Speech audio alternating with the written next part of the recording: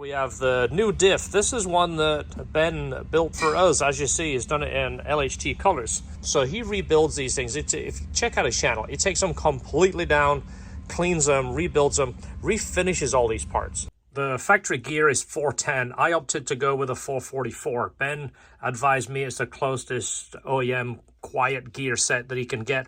There's obviously other gear sets available. 444 is going to make the car accelerate faster, essentially putting the gears closer together, which makes the car accelerate faster. And there's the diff installed in the car. Everything looking good. This is much lighter. I mean, now it's taken a lot of the weight off the plastic. And then of course the piece for our box. Someone's going to ask, why did you do it in yellow and green? And the answer is, so this we're going to test it, make sure it works. I got some stainless hardware. We're going to make sure these fit, and if everything is good, then we'll transfer this over to a slightly stronger material. There it is. There's the first one done. Looks pretty nice, huh? Of course, when it's black, someone's going to say it's going to look better.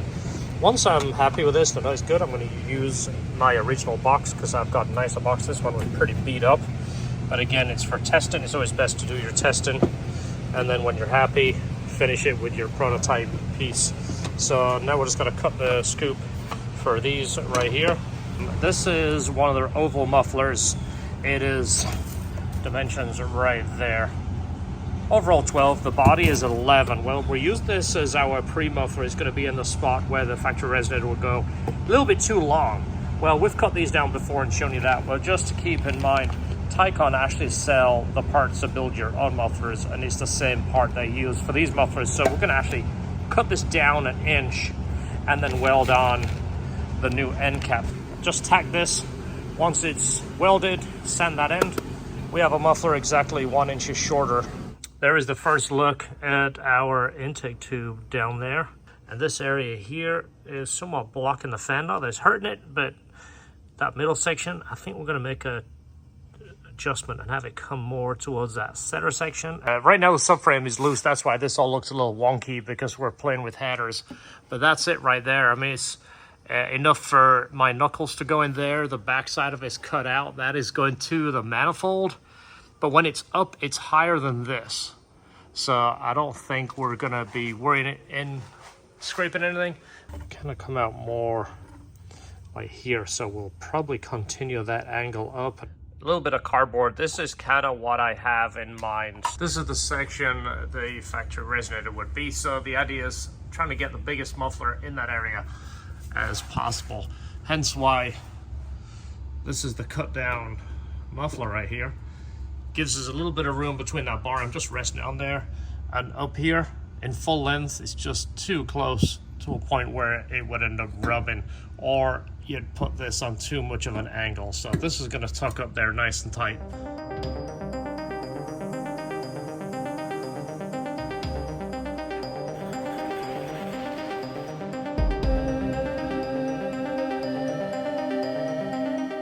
We've tried a few different tips on the S2000. I still think the AP2 tip suits it better because of this opening right here.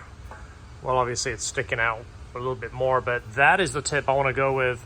This is how the factory exhaust works, is the tube fits in there and it fits all the way up into that seam. Then there is a tab that attaches to that. It welds to the pipe and it's a little slip-on tab. We've done this with our stainless. Well, now we're going to start doing it with our titanium. So if you want a titanium exhaust for the OEM Plus and you want the AP2 tip, we have the solution. We're going to work on that now. I want to go ahead and build this first one. Like I mentioned, we are using a high flow cat. This is a G-Sport cat. It is an EPA compliant cat. Everything here is available from Taycan. This is, it's not a paid advertisement. We just, like those guys, we use their products. I'm sharing it with you. This here is the V-band kits that they have. So how we're working this is one side is going to be stainless, the other side is going to be titanium, and their flanges fit together, which is perfect for when you're using mixed metals.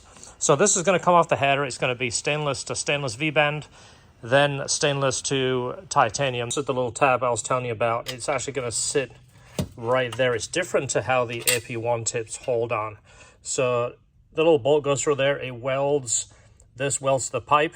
So the factory system These two on the backside are actually 2-inch, and the mufflers are 2-inch, but we're trying to keep the diameter the same. My biggest issue is to cut down the drone, which is basically the low frequency tones. I'm going to build a small Helmholtz resonator similar to what the factory system has, maybe a little bit longer, and of course we have that larger inline resonator, so hopefully this is going to sound good. But you see the diameter on the back end and the tabs for the OEM tips. Remember our scoop here that we did a quick modification on to do the test fit. Here is the new prototype right here. It's all shaped that way, the hose comes at the side. I got the airbox set up like this. This is essentially what it's going to look like. This is going to sit down here. It's going to sit about like this. And the reason I've set it up is I'm going to actually do some testing and then spray in water in there, because I want to test it for spray. Obviously, if you're going through a monsoon and you've got water blasting up here, I don't want to fill the box full of water and spray it into the filter. It's kind of our junky box. I'm not going to keep this. This is just for testing. Right there, I drilled a hole for drainage.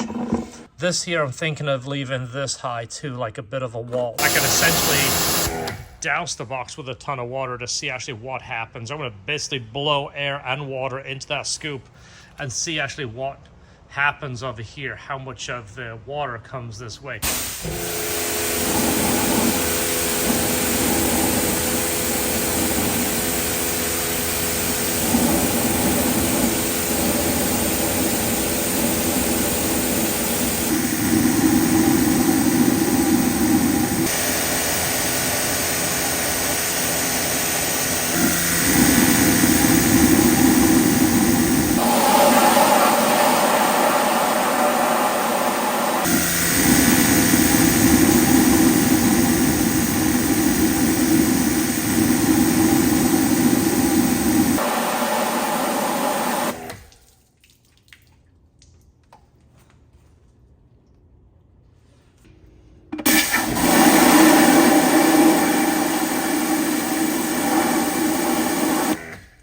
There's a couple of drops right there, and essentially it's dry. I'm thinking that this is working better than I expected for drainage anyway. So the position of this scoop, let me back out a little bit. By running it on this angle right here, the water is kind of hitting the back and dropping and coming back out the front. It can't climb that high. Obviously, if you submerge it into standing water, it might be a different story. I'm more concerned with rain and obviously a wet road. I'm not going to drive into standing water. It floods a lot in Florida. We tend to stay away from any kind of standing water. Water and air is coming in here, and because of the weight of the water, it is not having the amount of air pressure to get pushed all the way up here. I was thinking we might be able to drill a small hole at the bottom of this scoop here. Obviously, the air coming in here, 99% of it is going to get forced up this tube, but if we have a small drainage hole here, now we've got our AP2 tips on there, I think it suits the bumper the best. So that is what I would consider an OEM Plus exhaust now. It's full titanium. It's got the largest resonator that we can possibly fit in there, and then large mufflers with the AP2 tips, and of course the resonator pipe in the middle there. This is the only shot I'm going to really show you of the header, because we did unique pairing and unique steps and length, and the cat is positioned towards the very back section of where the cat would be. This is the first version in black. Now this is the newer material. You see it's got a sheen to it. It's much stronger than this. This is, it works, but I mean, it's kind of squishy. I mean, if I squeeze that, I could break it because it's almost hollow in here. It's like a honeycomb in there, the way 3D printing works. This is much tighter and the material is stronger. We actually went with 5mm, so this is actually pretty darn strong. This is not the lowest part, by the way. It's only dropping enough to catch enough air to force into that box, but it's not the lowest point. The metal frame on the car is lower, and I've never scraped that on any of my cars. Exhaust is complete now. The hangers are on it. All the hangers are braced, even though it's pretty light.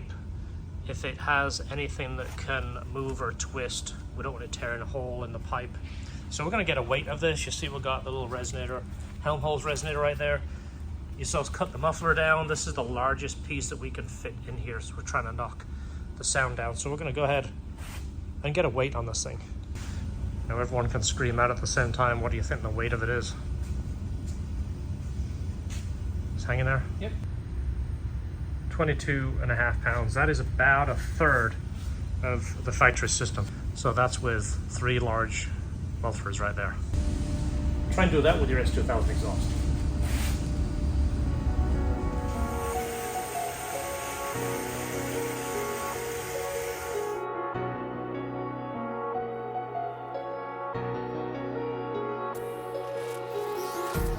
Empty hearts and neon lights, they're playing with my mind.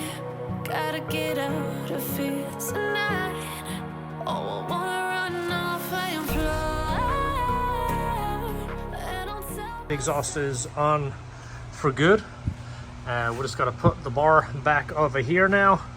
Here's the cat. Here's the second O2. We have it reading from the backside of the cat. Here's the primary O2. It's reading on 2 of the runners. It doesn't have enough room to read here, and I didn't want to compromise this throat right here with the O2 because it would disrupt some of the flow in there. Header, going to take off now and send it out to have ceramic coated. We're going to ceramic coat it black, and then we'll get some sound clips for you. I've already started up and ran it, and it sounds really good, but I want to make it complete before you hear it.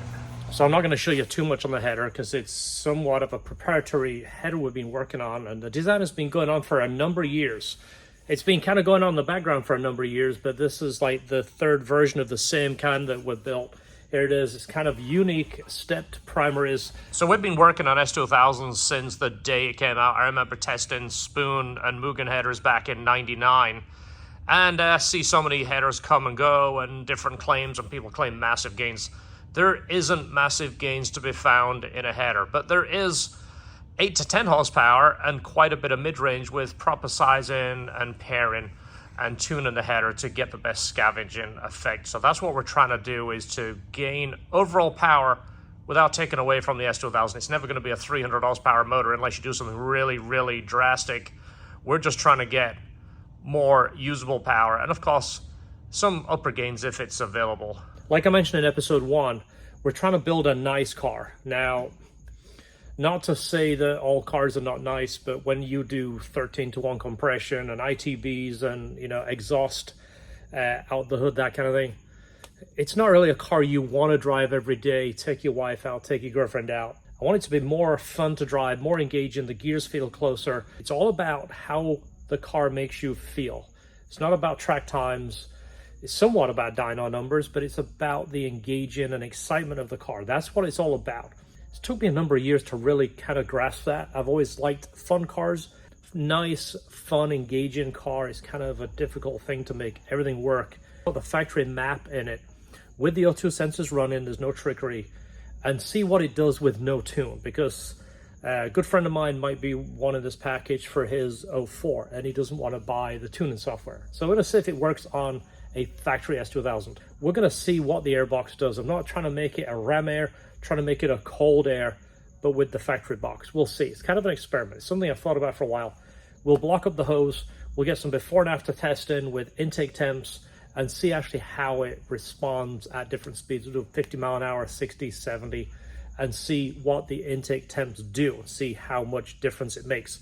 I'll also look at the trims and see with the additional cooler air. That's coming up. So hopefully you're enjoying it. If you are, don't forget, hit the subscribe button right here, and we'll continue to share it with you. So check out our new merch. It's in the LHT store. We now have hoodies for guys and the sweater dresses for girls. These were all designed by Esther. She's put all this together. So if you like it, check it out. LHTperformance.com. They're all in the store in all sizes. Hopefully you're enjoying the video. If you are, don't forget, hit the subscribe, hit the share, hit the like. Thanks for watching. We'll see you in the next video. And don't forget, enjoy your cars.